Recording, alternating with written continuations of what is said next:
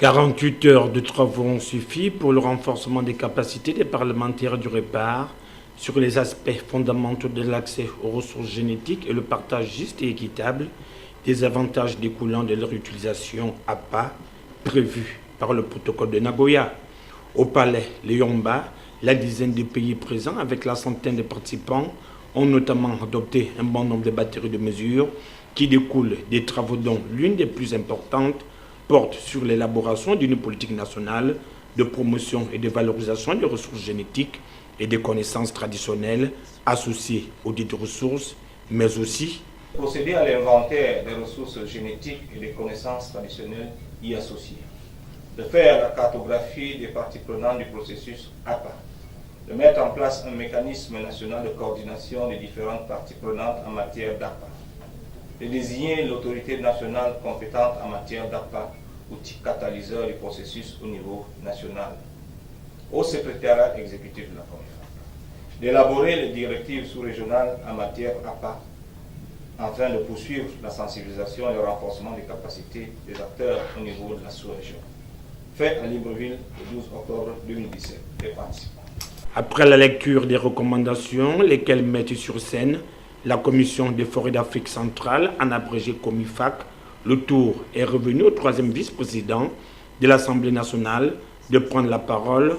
en clôturant la dite cérémonie par un message d'espoir. Au moment où prend fin cet atelier de renforcement des capacités, au cours duquel vos échanges qui ont permis de mettre en réserve les expériences des uns et des autres, il ne reste plus qu'à souhaiter que les connaissances acquises soient exploitées au mieux de notre intérêt collectif et que vos recommandations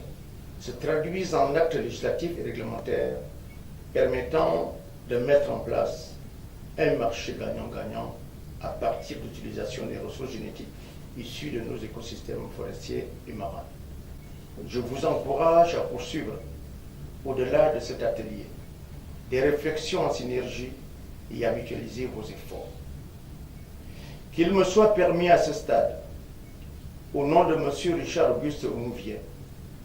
président de l'Assemblée nationale, que j'ai l'honneur de représenter en la circonstance, de me féliciter de votre totale implication tout au long de ces travaux et de l'apport indispensable des partenaires et du REPAR qui nous permettent aujourd'hui d'être suffisamment outillés afin de mieux jouer notre rôle de parlementaire sur la thématique